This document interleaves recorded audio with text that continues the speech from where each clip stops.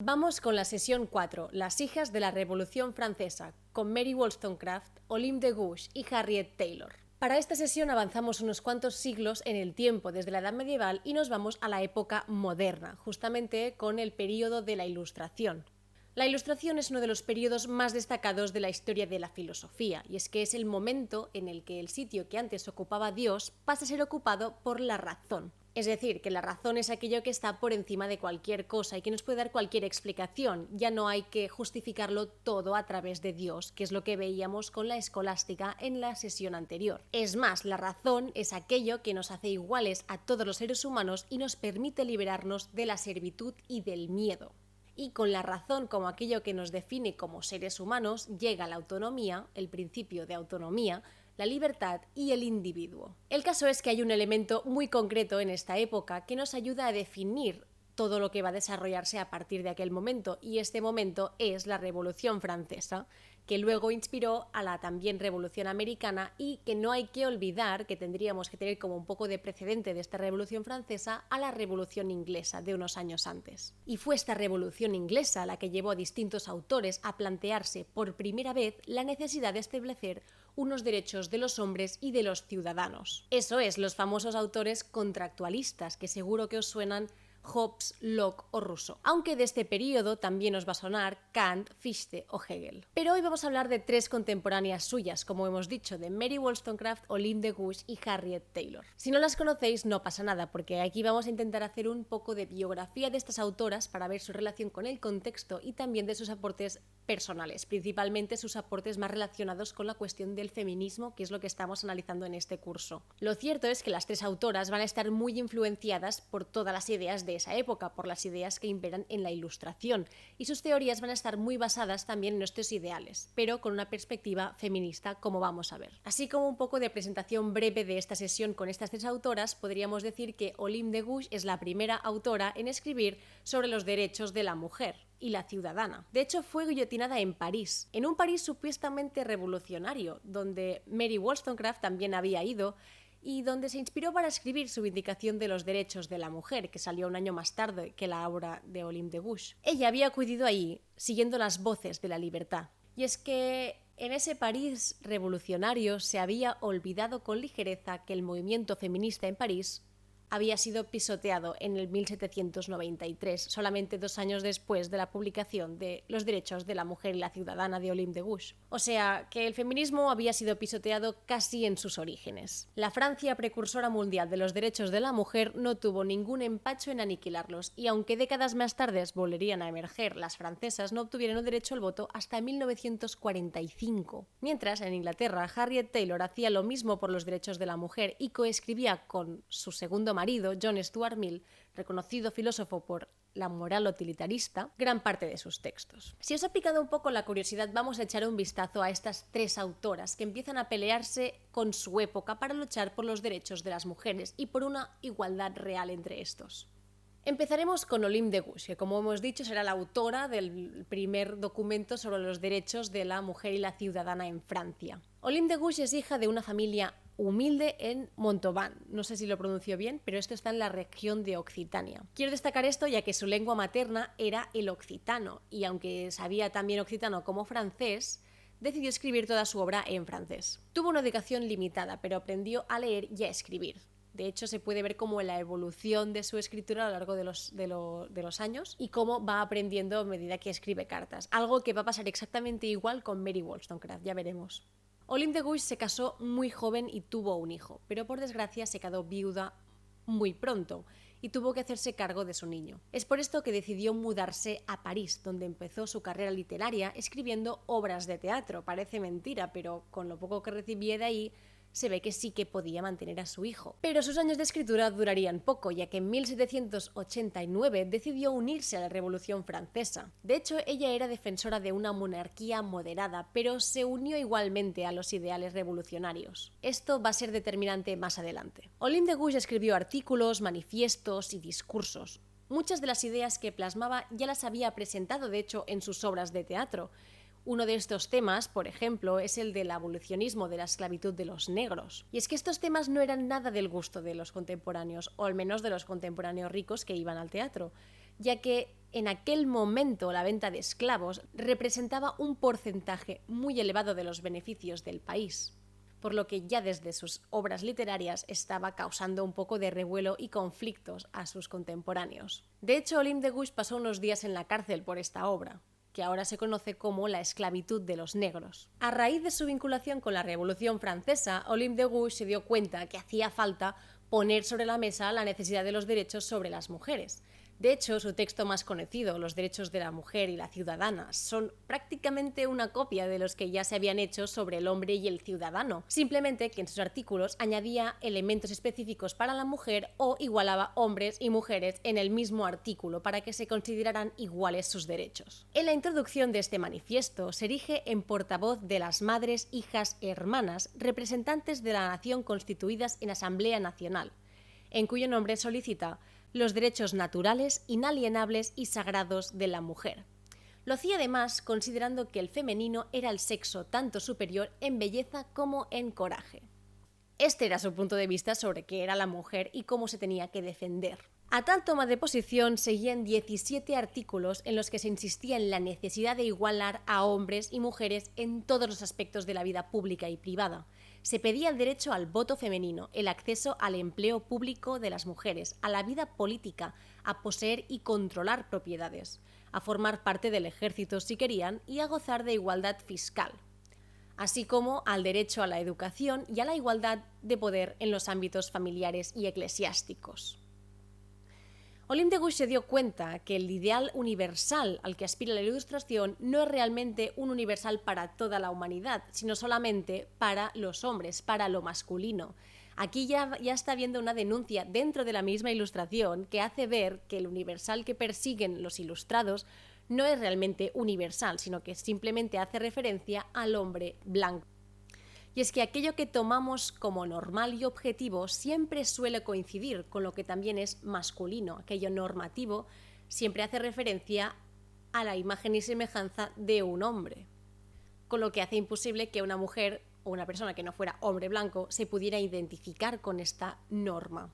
Olympe de Gouges aspiraba a que la independencia y la emancipación también fueran posibles para las mujeres, así como la suficiencia económica, un principio que también encontraremos en la obra de Virginia Woolf, que seguro que conocéis, tanto en Una habitación propia, Una cámara propia, como en 3 guineas. Y es que en su texto les lanza este mensaje a las mujeres. Dice: mujeres, despertad, reconoced vuestros derechos. ¿Cuándo dejaréis de estar ciegas? ¿Qué ventajas habéis obtenido de la revolución? Esto está en el epílogo de la Declaración de los Derechos de la Mujer del 1791. Y es que esta cuestión que ella aquí pone de manifiesto es algo que se va a repetir a lo largo de los siglos en todos los movimientos sociales. La cuestión de la mujer siempre va a estar ahí, pero siempre va a ser una cuestión de segundas. Primero dicen que se tiene que conseguir la emancipación del hombre obrero, de la clase obrera, de todos los hombres, y luego ya vendrá la emancipación de la mujer. Y este va a ser evidentemente uno de los problemas de las mujeres vinculadas a movimientos sociales que son además feministas. Olympe de Gouges finalmente fue decapitada en 1793 por los jacobinos, y es que en aquel momento Olympe de Gouges estaba siendo crítica con las políticas de los jacobinos, ya que había diferentes aspectos de la política revolucionaria que no terminaban de hacerle el peso a Olympe de Gouges. Concretamente estamos hablando del despotismo de Robespierre. Y es que ya habíamos dicho que Olympe de Gouges era partidaria al principio de una monarquía moderada y de la separación de poderes como Montesquieu. De hecho, en un inicio, la Declaración de las Mujeres que escribió iba dirigido a María Antonieta, por si podía hacer algo por las mujeres de aquel país. A pesar de la importancia de su texto de dirigirse directamente a las mujeres de su época, lo cierto es que las ideas de Olympe de Gouges no tuvieron tanta acogida como las que publicaría Mary Wollstonecraft tan solo un año más tarde, en 1792, en Inglaterra. Y es que Wollstonecraft se centraba mucho más en una única cuestión, la cuestión de la educación de las mujeres, concretamente de niños y niñas, y no tanto en el tema de la emancipación de la mujer. También hay que añadir que en aquella época los libros sobre educación estaban de moda en Inglaterra, vendían muy bien, teniendo en cuenta que se hacían tirajes cortos y que no hay nada que ver con la época actual en la que utilizamos economías de escala para producir libros. Bueno, entonces vamos a entrar ya con Mary Wollstonecraft a ver cuáles eran sus ideas en este contexto revolucionario e ilustrado. Mary Wollstonecraft. Mary Wollstonecraft nació en Londres, en una familia siempre perseguida por los acreedores por culpa de su padre, que era bebedor y jugador. Estaban cambiando de ciudad a menudo, por lo que la educación de Wollstonecraft fue muy inconstante. Pero ella tenía mucho interés y curiosidad y siempre iba a las bibliotecas de los pueblos o las ciudades en las que vivía para intentar estudiar y aprender, para formarse a sí misma, por lo que podríamos decir que Mary Wollstonecraft fue autodidacta. Y a lo mejor de ahí vino su interés por la educación, que va a marcar toda su vida, como vamos a ver ahora. Junto con sus hermanas y su amiga Fanny Blood, abrieron una escuela. Como decíamos, la educación siempre presente en la vida de Mary. Esta escuela estaba al norte de Londres. Lo cierto es que el proyecto duró muy poco y finalmente quebró, ya que Fanny Blood se puso enferma y Mary Wollstonecraft acudió en su ayuda, por lo que la escuela quedó un poco desatendida, tuvo pérdidas y finalmente tuvo que cerrar. Con las deudas que le dejó la escuela, Wollstonecraft decidió publicar un libro para intentar pagar parte de ellas, y publicó el libro que se titula Ideas sobre la educación de las hijas, en 1787. En este texto ya empezó a desarrollar argumentos para una mayor igualdad entre niños y niñas. Como avanzábamos, los libros de educación en Inglaterra eran muy populares en la época, por lo que el libro vendió bien y la editorial quiso publicarle más obras. De hecho, terminó trabajando de traductora en la editorial que le publicó este libro. Trabajo que combinó con la escritura de distintas novelas y otros textos sobre educación. De los textos que va a publicar, su obra más conocida y que seguramente os suene es La Vindicación de los Derechos de la Mujer, que, como avanzábamos antes, se publicó un año más tarde que el documento de los derechos de la mujer y la ciudadana de Olympe de Gouges, es decir, en 1792, del que nos vamos a ocupar en un momento. Lo cierto es que la Vindicación de los Derechos de la Mujer tuvo muchísimo éxito, y cuando publicaron la segunda edición, su editor animó a Wollstonecraft a viajar a París para escribir sobre la Revolución Francesa. Pero más que un viaje de visita para conocer la situación, fue algo un poco más largo, y es que se enamoró de un americano y quedó embarazada de su primera hija. La relación fue un desastre. Él estaba con otras y ella vivía sola en Francia cuidando de su pequeña. Mary Wollstonecraft finalmente volvió a Inglaterra, donde terminó casándose con el también filósofo William Godwin, que era un precursor del anarquismo en Inglaterra, y que de hecho ya había conocido mientras trabajaba en la editorial. Mary Wollstonecraft volvió a quedarse embarazada y durante todo este tiempo siguió escribiendo textos sobre la educación de las niñas y novelas. De hecho, creo que quedó alguna novela inédita de ese tiempo. Por desgracia, Mary Wollstonecraft murió a los 10 días de dar a luz a su segunda hija, que no sé si os va a sonar esta mujer, pero su hija se llama Mary Shelley, que años más tarde sería reconocida por ser la autora del libro de Frankenstein. Lo de Shelley es porque la hija de Wollstonecraft se casó con el poeta Percy Shelley. Mary Wollstonecraft tuvo una vida muy corta pero muy intensa, así que vamos a analizar un poco las ideas que recoge en su libro más conocido, La Vindicación de los Derechos de la Mujer. Y es que, siguiendo un poco la estela de Olympe de Gouges, Mary Wollstonecraft señaló un punto ciego en la Ilustración. Y es que, a pesar de que se hablara de la razón como aquello común en todos los seres humanos, la verdad es que excluían a las mujeres y a la gente no occidental de esta capacidad de raciocinio. Es con este libro que Wollstonecraft ataca todos los pseudoargumentos de la época que consideraban a la mujer una ciudadana de segundas. Y es que señala bien claramente que los ilustrados estaban defendiendo unos derechos universales que al mismo tiempo eran muy excluyentes. Excluían a la mitad de la población. Y una de las cosas que hizo Mary Wollstonecraft fue desmontar toda la serie de argumentos misóginos que había desarrollado Rousseau en sus textos. Que Rousseau tendrá muchos textos interesantes que aún nos sirven hoy para pensar las democracias y cómo vivir en sociedad, pero muy acorde con su época, tenía una línea bien misógina en sus textos. Bien, vamos a analizar los elementos del libro La Vindicación de los Derechos de la Mujer en 3 elementos principales que encontramos en esta obra. Lo primero es que en su libro escribe en contra de la distinción de la moralidad. En aquel momento se distinguía entre virtudes masculinas y virtudes femeninas. Wollstonecraft nos dice que solo debería haber una, ya que si hombres y mujeres son iguales en capacidad de razonar, de raciocinio, también tienen que ser iguales en cuestión de moral, de virtud. La segunda cosa que hace en el libro Mary Wollstonecraft es criticar la asociación de razón con hombres en el espacio público y pasión con mujeres en el espacio privado. Esta crítica, como ya habíamos visto en la época medieval, viene de la tradición del prejuicio que piensa que las mujeres son más propensas al sentimentalismo, algo que Wollstonecraft se da cuenta que es una cuestión cultural, que viene de todas las novelas sobre amores y desamores que se escriben para mujeres en aquella época. Y estos libros lo único que enseñan a las niñas es a poder satisfacer a su futuro marido al cabo de un tiempo. Es por esto que Wollstonecraft defiende que tanto razón como pasión son necesarios y están relacionados para llevar una vida buena. Y es que se influencian mutuamente. Aquí ella está rompiendo con la tradicional oposición entre razón y pasión. Y es que dice que la razón es capaz de controlar la pasión en ciertos momentos, del mismo modo que la pasión es la pulsión creativa, aquello que le ayuda a ir más allá, a abrir la mente. Y finalmente, el tercer tema que trata, que ya os podéis imaginar por lo que hemos explicado por ahora sobre Wollstonecraft, es el tema de la educación. Wollstonecraft entiende la educación en un sentido amplio, muy amplio, no solo relativo a lo académico y a lo escolar con los niños y las niñas. De hecho, más que educación, habla del concepto de socialización, de cómo nos educan desde pequeños, no solo a nivel de libros y de estudios, sino también con nuestro contexto y nuestra sociedad, sobre cómo tenemos que desarrollarnos en el futuro.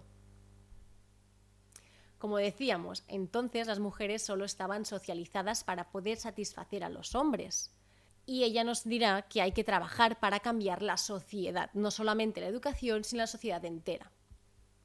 En el libro incluso nos señala que niñas y niños deberían estudiar juntos, algo que no se va a aplicar hasta muchos años más tarde.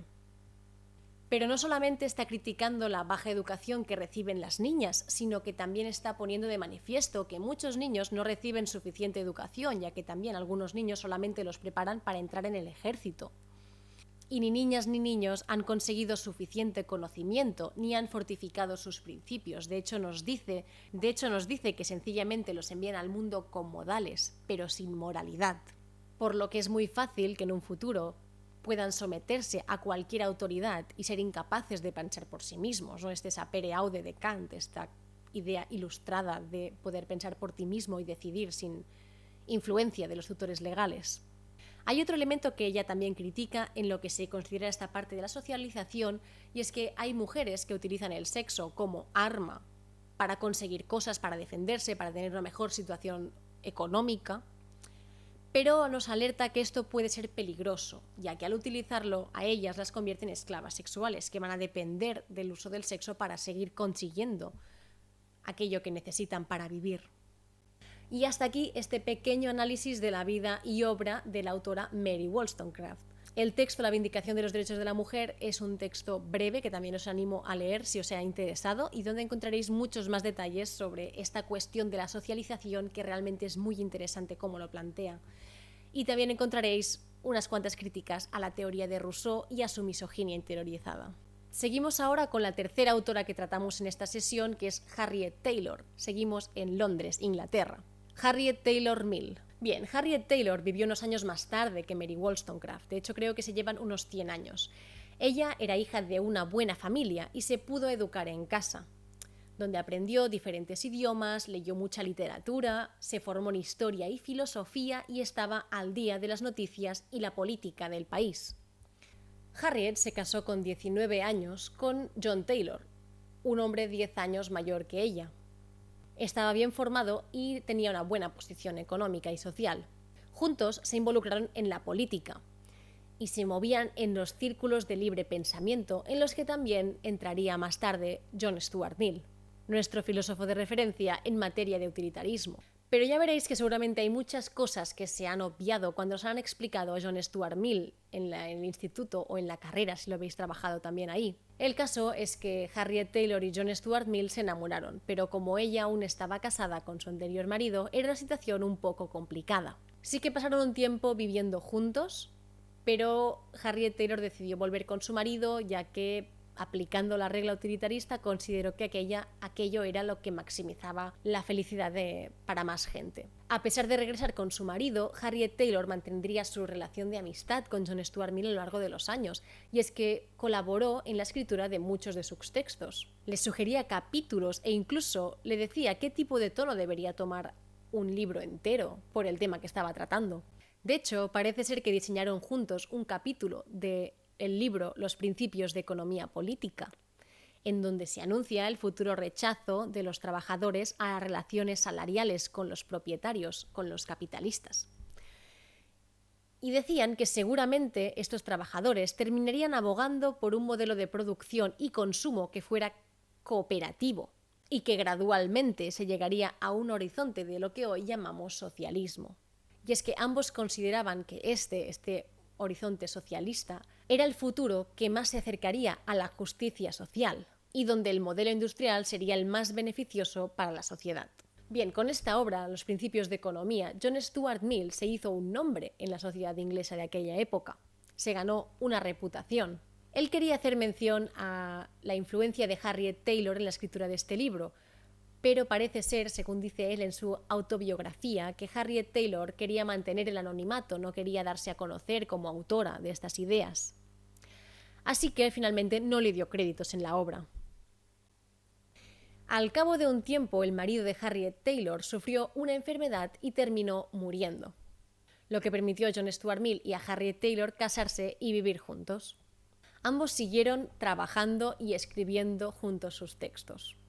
Harriet Taylor publicaba sus textos de forma anónima, pero principalmente hablaba sobre la necesidad del voto de la mujer, dando argumentos a favor de esto, e incluso haciendo algunas objeciones al matrimonio, por lo que ella misma tuvo sus dudas en volverse a casar con John Stuart Mill después de la muerte de su primer marido.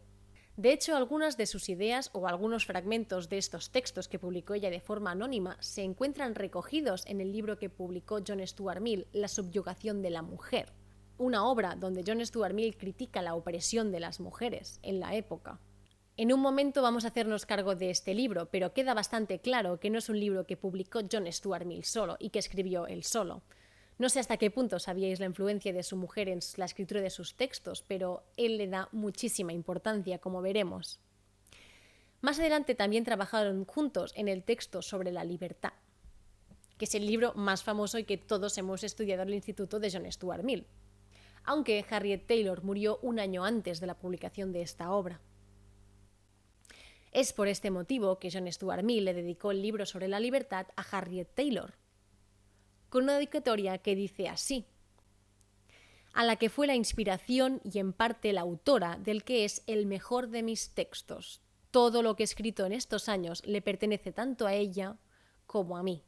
Así que a lo mejor va siendo hora de recuperar la figura de Harriet Taylor en el legado compartido que tuvo con John Stuart Mill, en vez de atribuírselo todo solamente a él.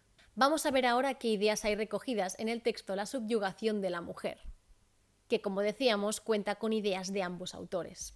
Como antes, vamos a verlo recogido en 3 ideas principales que desarrollan a lo largo del texto. La primera es que hablan mucho sobre la sociedad.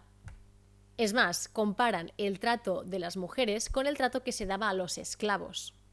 De hecho, señalan que tratar a las mujeres como seres inferiores seguro que las hacía sentir a ellas inferiores, por lo que asimilaban este principio de inferioridad que se transmitía socialmente, a pesar de que no fuera cierto. También ambos defendían la legalización de la prostitución. Y el tercer punto creo que es muy interesante, y es que comentaban que la tradición y sus prejuicios eran peligrosos, ya que se transferían acríticamente, sin examen previo, y de una generación a otra, sin ser cuestionados, por lo que era posible que se reprodujeran las mismas injusticias sociales un año tras otro, una generación tras otra, que es justamente lo que ha ocurrido con las mujeres a lo largo de la historia. Y es que esta tradición, esta larga historia de subyugación de la mujer al hombre, no hace que sea cierta. Lo que es lo mismo, esta tradición que se ha repetido en los años no es natural, no es biológica, no está ahí porque sea necesaria, sino que es cultural. De hecho, hablan sobre la diferencia entre la naturaleza y lo naturalizado, dejando entrever que muchas de las cosas que decimos que son naturales no son realmente naturales, sino que son naturalizadas, es decir, culturalmente convertidas en algo que es así, necesariamente de forma natural.